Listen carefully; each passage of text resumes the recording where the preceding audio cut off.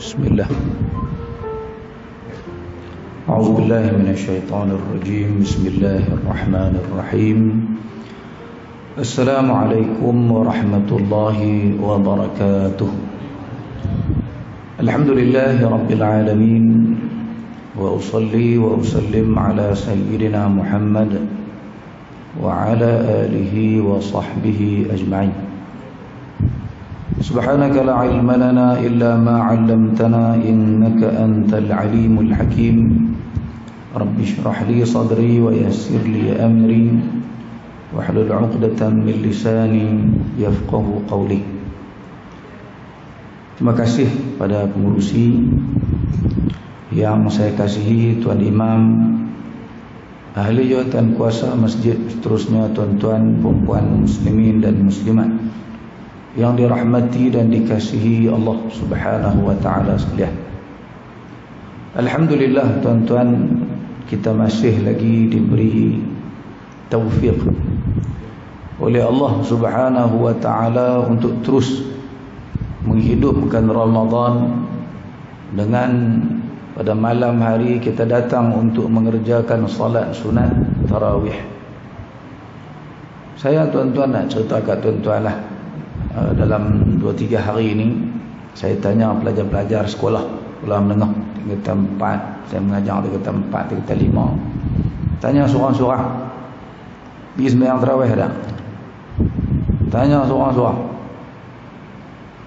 Hasil penelitian saya, walaupun saya tak catat, tapi saya tanya seorang-seorang tuan-tuan, saya dapati hanya sekitar 20% sahaja, lebih kurang lah, pelajar-pelajar kita sekolah saya lah yang pergi sembahyang tarawih, yang laki-laki. Kebanyakannya pergi sehari, pergi 2 hari, tak pergi dah. Tuan-tuan tahu budak-budak kita buat apa di rumah bila mereka tak main sembahyang tarawih? Ayah mereka main lah, tapi anak-anak tak main. Generasi muda yang ada pada hari ini tak main sembahyang. Kebanyakan mereka, kalau kita tanya betul-betul, duduk kerja main game lah. PUBG,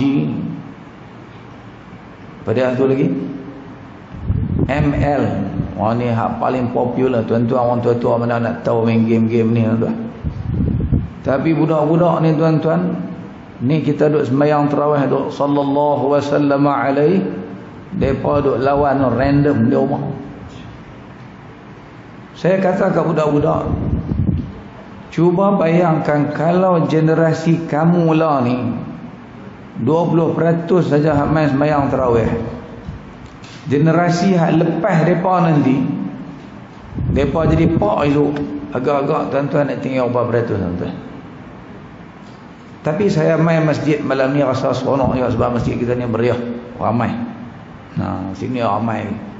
Surau sempat saya sembahyang tu dah makin tak berapa ada, budak tak ada. Kena esok main lah. Ni tak main Ustaz pergi ambil dia rumah. Ni budak-budak dia tak rasa Ramadan ni kan. Sedangkan Ramadan ni tuan-tuan, selain daripada ibadat puasa, salah satu yang besar dalam Ramadan ni ialah tarawih. Nabi sallallahu alaihi wasallam bersabda, "Man qama ramadana imanan wa ihtisaban, ghufira lahu ma taqaddama min dhanbi." Barang siapa yang menghidupkan Ramadan tu dengan makna sembahyang tarawih, kata para ulama kita. Bukan kecil tarawih ni, besar dalam Islam. Sampai janji dia sama dengan puasa. Ghufira lahu ma taqaddama min dhanbi. Diampunkan semua dosa-dosa yang telah lalu yang kita lakukan. Punya besarnya tarawih. Tapi kalau kita tidak sebut balik tuan-tuan, kita bimbang, anak-anak muda kita tak rasa apa lah. Dulu zaman saya budak-budak dulu tuan-tuan, zaman umur tak ada apa tu dah kan, umur belasan tahun, seronok pergi sembahyang ni. Dulu seronok main mercun lah kan, mayang lah juga, bukan tak sembahyang langsung. Tapi Habis hak 8 tu kami sembahyang 28 tu, lepas tu macam-macam lah kat luar. Tapi hak tu lah meriahnya Ramadan. Pasal ada budak-budak ramai, walaupun ada macam-macam masalah yang timbul, tapi yang tu lah yang budak-budak akan ingat kemeriahan Ramadan. Jadi sebut balik hari Jumaat, kita kena sebut, pesan ke budak-budak supaya main. Bawa, saya ingat yang perempuan pun apa salahnya duk takut fitnah, yang duk PAC, Pialot Star tu tak takut fitnah pun. Hak nak main masjid, fitnah tak lagi. Saya ingat zaman kita pada hari ni tak timbul dah kot. Tambah semua pakai purdah lah ni tuan-tuan, naik heran apa kan. Pakai main, bawa main anak pinak kita, laki-laki ke perempuan, bagi meriah, biar penuh masjid kita ni dengan amalan tarawih. Seronok saya tengok. Kalau tuan-tuan tengok, saya tak tahulah kesemua kalau tu, tapi saya tengok video malam kemarin Turki di Masjid Hagia Sophia sampai penuh, melimpah dengan cara orang Turki lah menghidupkan Ramadan. Tiap-tiap tahun lagu tu lah mereka, tuan-tuan. Okey, itulah mukadimah sikit saya, tuan-tuan. Malam ni saya nak cakap, tuan-tuan, ialah tentang objektif matlamat kita mengerjakan ibadat puasa yang disebutkan oleh Allah Subhanahu wa taala dalam Al-Quran secara jelas. Kenapa kita puasa? Iaitulah firman Allah Subhanahu wa taala yang masyhur, yang dengan firman Allah Subhanahu wa taala sepatah ni, bukan banyak mana pun. Punya hebatnya Allah Subhanahu wa taala dengan suatu arahan yang Allah Subhanahu wa taala sebutkan dalam Al-Quran. Hampir 2 bilion umat Islam yang ada atas dunia ni puasa. A'udzu billahi minasyaitonir rajim. Ya ayyuhalladzina amanu kutiba 'alaikumus shiyam kama kutiba 'alal ladzina min qablikum la'allakum tattaqun. Wahai orang-orang yang beriman, ditulis, yakni diwajibkan dan difardukan kepada kamu untuk berpuasa, yakni puasa Ramadan ni dengan sepatah tu ya. Abang kata wajib kamu puasa, alhamdulillah majoriti umat Islam melaksanakan ibadat puasa ini. Kama kutiba 'alal ladzina min qablikum. Ibadat puasa ni bukan kita saja puasa, sebagaimana telah diwajibkan, difardukan kepada orang-orang sebelum kamu. Maknanya tuan-tuan, daripada sejarah adanya manusia, zaman Nabi Adam alaihi salam, zaman nabi-nabi yang Allah Subhanahu wa taala utuskan dulu, semua dia berpuasa. Seolah-olah kita boleh katakan bahawa puasa ni dengan manusia ni tak boleh pisah. Ada manusia, puasa mesti ada dalam kehidupan manusia. Puasa tak boleh tak ada dalam kehidupan umat manusia ni. Semua umat, bahkan agama lain pun tuan-tuan ada juga puasa mereka. Agama lain pun ada. Dulu saya ingat, saya duduk bawa main seorang bekas padri, duduk di Sarawak, lama dah saya tak hubungi dia, Tuan Haji Ayub Abdul Rahman. Dia ni bekas padri, nama dia Anthony Sami Viagula. Dalam ceramah dia sebut, dia kata kami pun puasa. Dia kata dulu orang Kristian puasa lama daripada orang Islam lagi, 40 hari dia puasa. Tapi puasa mereka tuan-tuan, minum air masa mana pun tak batal puasa. Kita tuan-tuan kalau kata boleh minum air, tak ada air yang lapang sangat ni kan, tak batal puasa. Jadi kita tak tahulah apa tujuan puasa dalam syariat, dalam agama lain. Dalam Islam tak ada tujuan tertentu yang Allah sebut.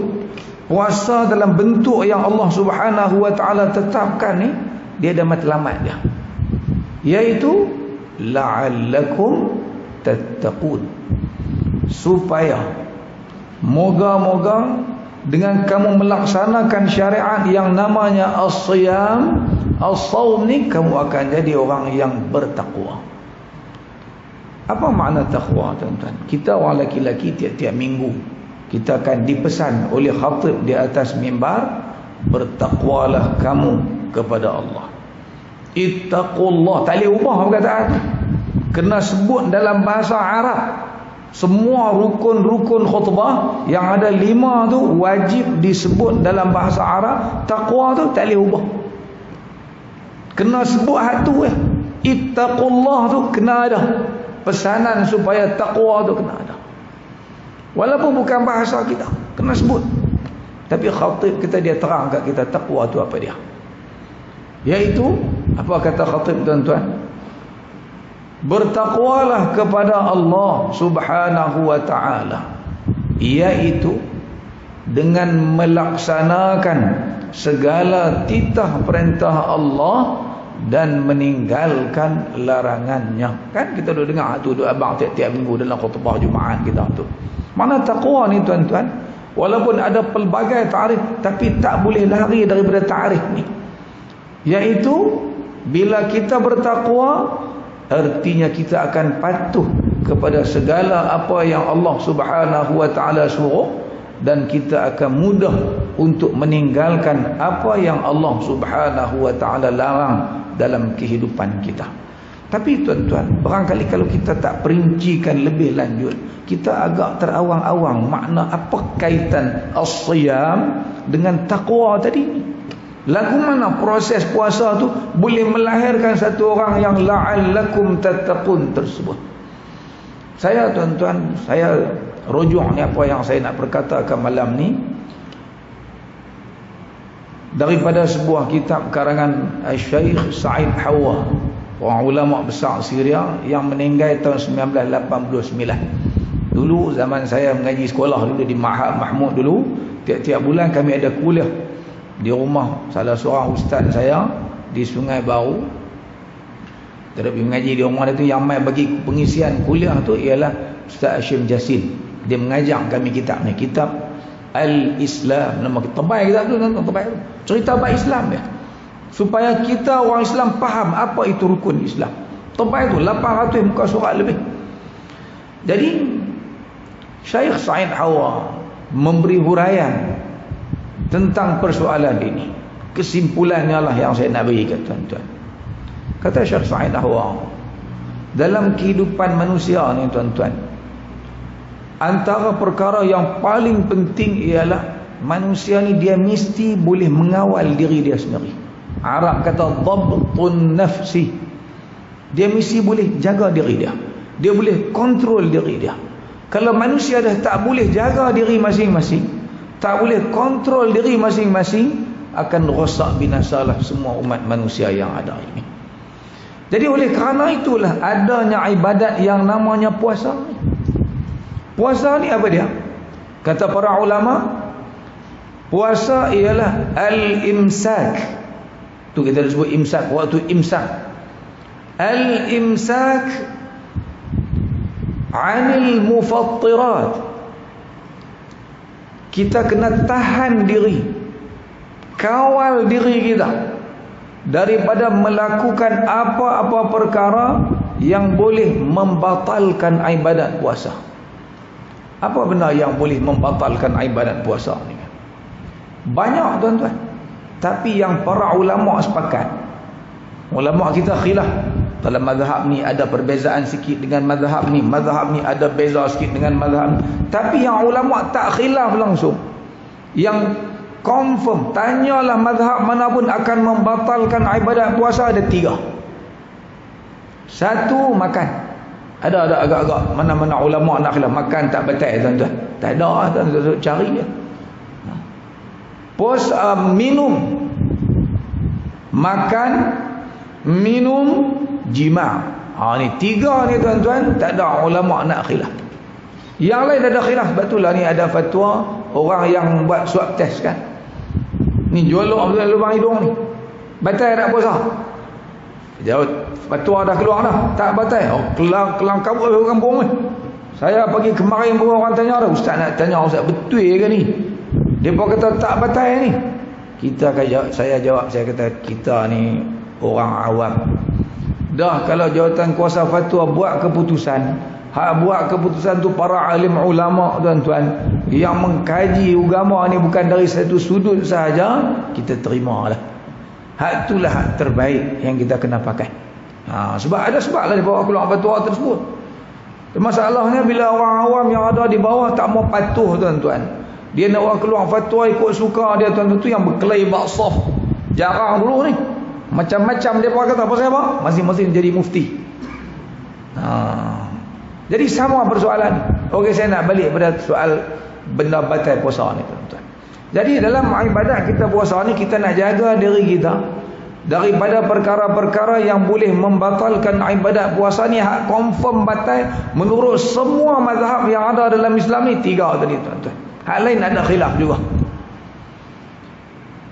Daripada terbit fajar sampai kita terbenam matahari ma'a tabyitin niyyah. Ada syarat lagi.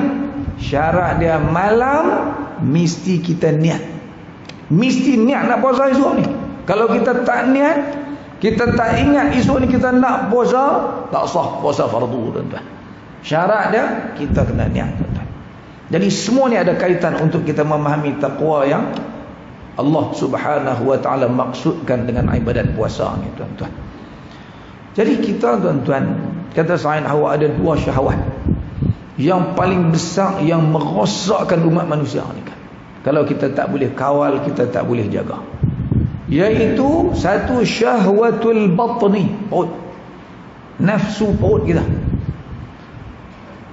Yang kedua al-farj, kemaluan.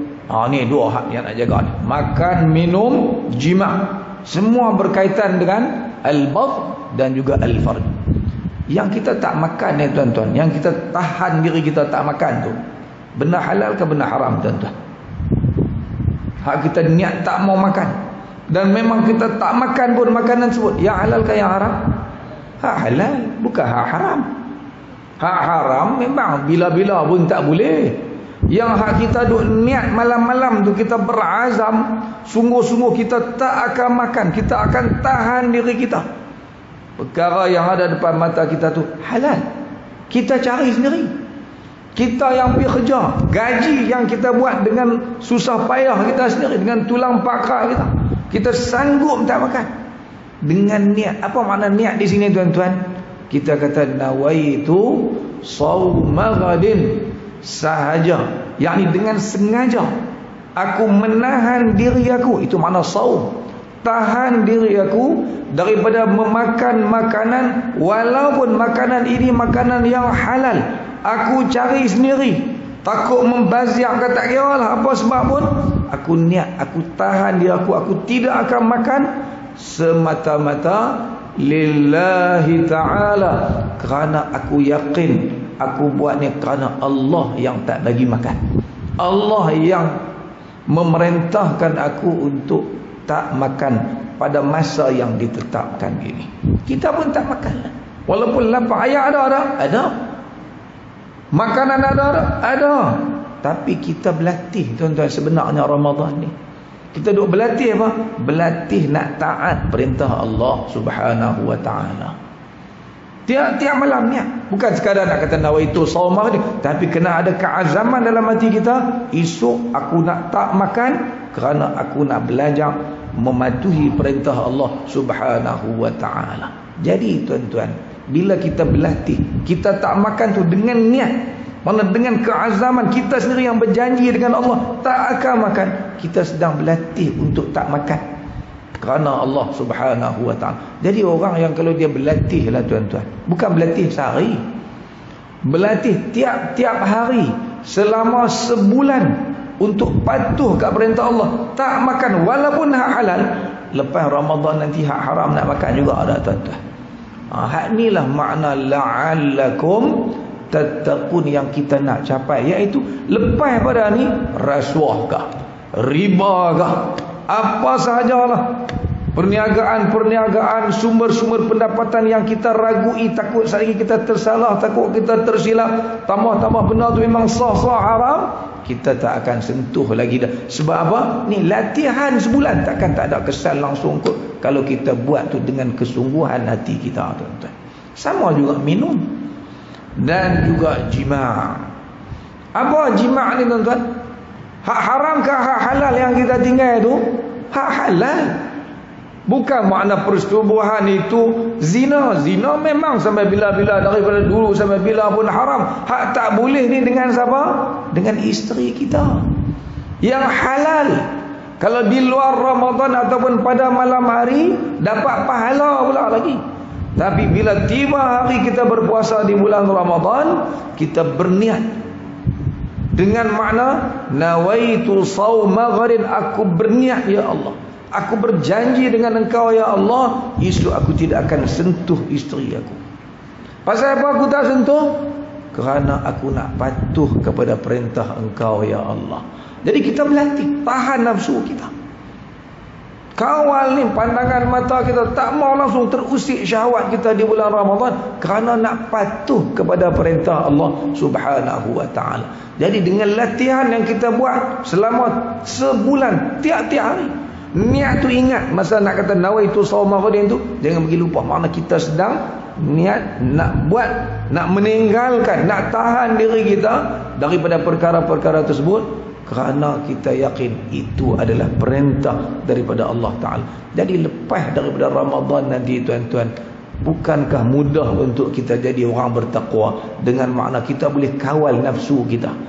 Tadi kita kawal benda haram, kita tak makan. Lah kita nak jaga nafsu kita pula supaya terdidik dan terkawal melalui ibadat yang namanya puasa. Sebab itulah, tuan-tuan, kita bacakan hadis-hadis berkenaan dengan galakkan Nabi supaya berkahwin. Nabi suruh kita menikah. Kalau tak mampu, Nabi kata buat apa? Puasa. Maknanya puasa ni kita belajar kawal diri, tinggal syahwat kerana Allah Subhanahu wa ta'ala. Okey, tuan-tuan, itu dua perkara yang saya sebutkan di peringkat awal. Ada lagi tak, tuan-tuan, puasa ni? Ada lagi. Ada dua hadis yang saya nak baca pada malam ni dalam kesempatan yang ada.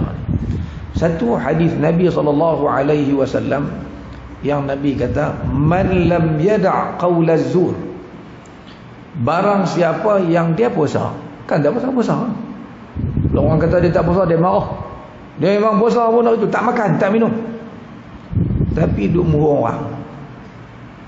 Man lam yada' qaulaz zur, siapa-siapa yang dia puasa tapi dia tak tinggal murung orang, wal amala bih, menipu orang, bohong, tipu, dusta. Cuba ingat, hari ni ada bohong siapa-siapa, tuan? Pada pagi tadi kan, ada tak piduk bohong siapa-siapa? Dalam benda kecil kan, saja biasa bohong. Ramadan tak boleh buat lagu tu. Nabi habang dah, siapa buat lagu tu, falaisa lillahi hajatun fi an yada'a ta'amahu wa syarabah, maka hari itu, hari dia puasa, yang dia bohong orang, dia dusta orang tadi ni, hari itu Allah tak berhajat pun kepada dia tak makan dan dia tak minum tersebut. Dengan lain perkataan, puasa dia tu sia-sia, tak guna, tak kena dengan ibadat puasa. Puasa maknanya satu lagi yang kita kena niat. Masa kita sebut nawaitu shauma ghadin tu, ialah kita berniat untuk akan jaga lidah kita. Aku berazam esok ni, aku berjanji ya Allah, nak patuh kepada perintah engkau ya Allah, aku tak akan berdosa walaupun pada siapa sahaja. Tu puasa. Tu bukan latihan juga, tuan-tuan. Itulah latihan nak bagi jadi kita ni manusia yang bertakwa dengan lidah kita. Ada satu lagi, tuan-tuan, hadis berkenaan dengan lidah. Nabi kata, tuan-tuan, fa idza kana yaumu shaumi ahadikum, bila hari kamu puasa. Hadis ni tak khusus untuk Ramadan, bila-bila saja. Luar Ramadan pun kalau kita puasa, bila hari kamu puasa, ingat Nabi kata, fala yarfuth. Rafath ni yang Nabi larang ni, kalau kita nak terjemah rafath ni ialah mencarut.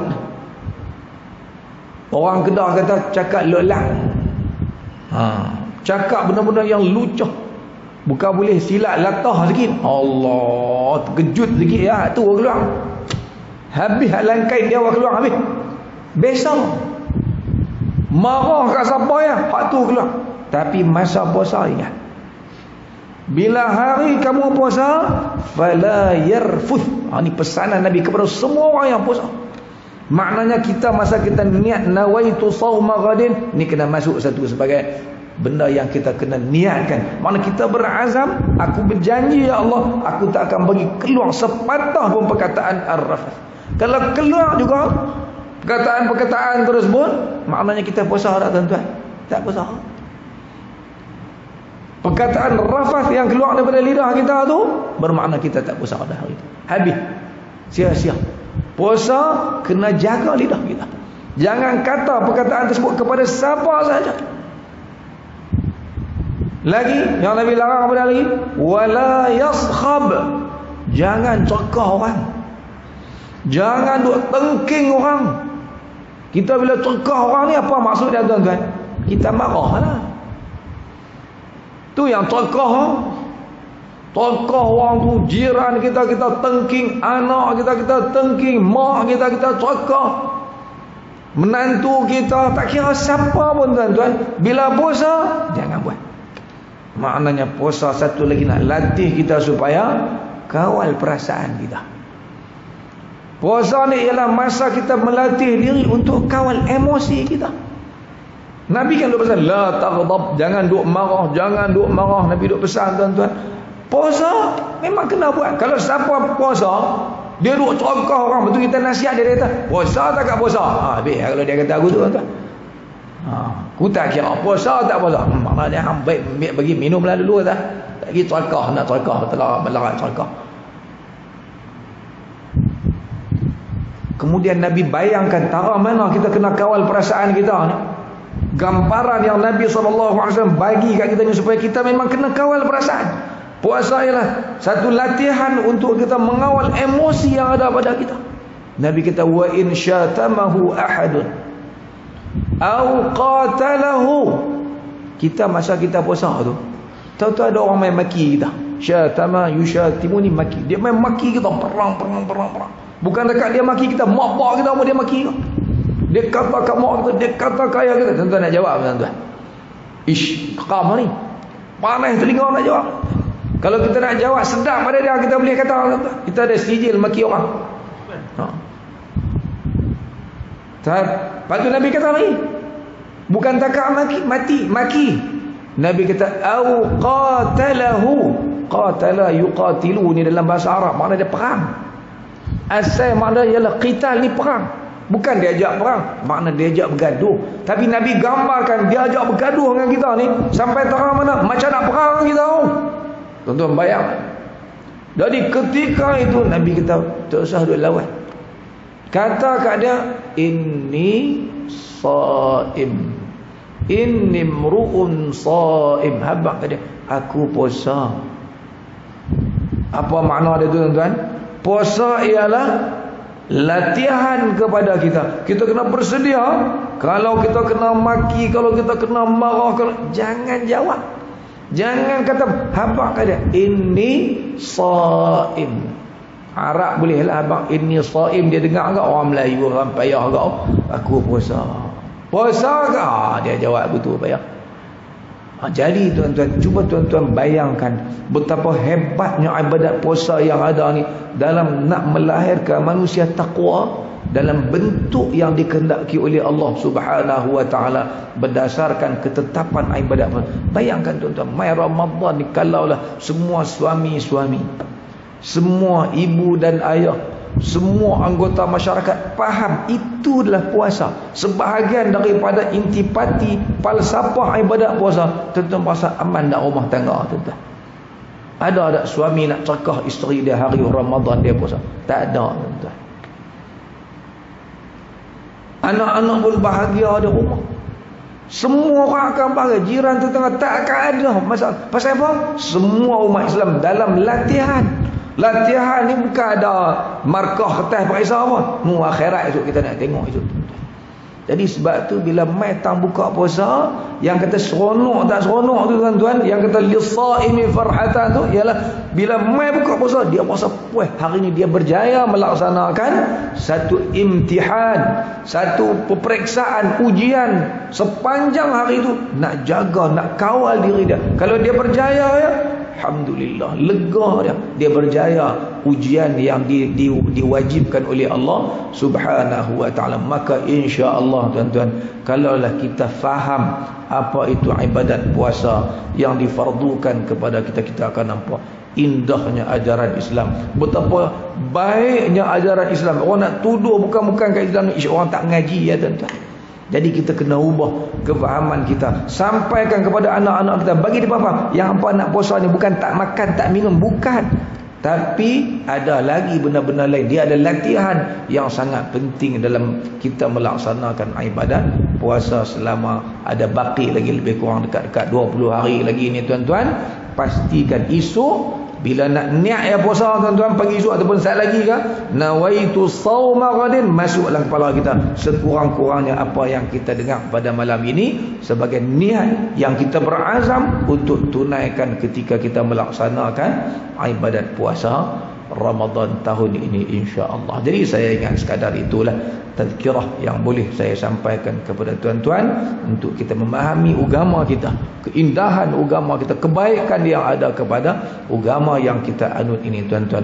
Dan akhir sekali sebelum saya mengundur diri, saya nak buka peluanglah pada tuan-tuan barangkali yang nak buat kebajikan melalui pihak Yayasan Amal Malaysia, khususnya di cawangan negeri Kedah Darul Aman ni, dalam pelbagai program yang kita tawarkan, antaranya tuan-tuan ialah program iftar, berbuka puasa untuk umat Islam di Afghanistan. Jadi tahun ni wakil Yayasan Amal lebih kurang dalam 7-8 orang baru balik kemarin daripada Afghanistan, daripada Kabul, atas jemputan daripada Kementerian Luar Afghanistan, minta kita bantu mereka lah, sebab mereka negara yang baru merdeka, jadi mereka perlukan bantuan daripada kita sangat-sangat. Jadi tahun ni pihak kami Yayasan Amal, kita punya target untuk kumpulkan iftar, kita dah bawa dah sebahagian baru-baru ni tuan-tuan, RM1 kita target. Satu keluarga kita target RM200 untuk iftar.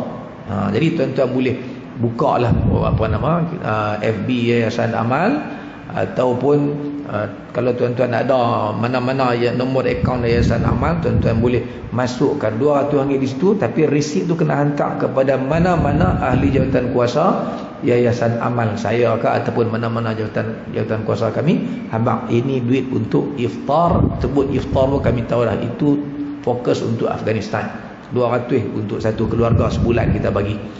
Kemudian yang keduanya ialah program biasa yang kita buat daripada dulu-dulu tak capai lagi target kita, iaitu program kempen 1 juta Al-Quran untuk Afrika. Lah kita masuk Afghanistan sama dalam 1 juta tersebut. Sampai setakat ni tuan-tuan, ujung tahun lepas lah, sampai ujung tahun 2021, kita baru berjaya lebih kurang 276,000 naskah, lebih kurang tu lah yang kita telah bagi kepada Afrika. Daripada tahun 2018 terus kempen tiap-tiap tahun, kita baru dapat lebih kurang 270 lebih sikit naskah Al-Quran yang diwakafkan oleh umat Islam yang kita telah sampaikan kepada mereka di sana. Jadi target kita 1 juta. Ingat aku macam senang 1 juta, payah juga tuan-tuan. Nak boleh sampai 1 juta tu dengan rakyat kita sebanyak ni kan susah nak sampai. Dengan harga cuma RM25, bukan satu nama RM25, sebuah Quran, niatlah 10 nama pun. Hak tu terpulang tuan-tuan lah. Jadi kalau tuan-tuan berminat nak mewakaf Al-Quran sepanjang bulan Ramadan, tuan-tuan boleh jumpa Ustaz Jamal lah kalau di sini untuk sampaikan, ataupun boleh bank in terus ke akaun Yayasan Amal Malaysia. Begitu juga kena hantar resit itu kepada mana-mana ahli jawatan kuasa Yayasan Amal Malaysia. Nanti saya WhatsApp iklan tu kepada Ustaz Jamal, nanti masuk dalam grup Masjid Surau ni yang ada kalau tuan-tuan nak wakaf. Dan program Telaga Tiu di Afghanistan, di Afrika kita teruskan seperti biasa. Tuan-tuan boleh rujuk dalam FB pihak Yayasan Amal Malaysia. Jadi sekadar itu dululah tuan-tuan malam ni, yang baik daripada Allah Subhanahu wa taala, yang salah silap daripada saya sendiri. Aqulu qawli hadza wa astaghfirullahal azim li wa lakum. Assalamualaikum warahmatullahi wabarakatuh.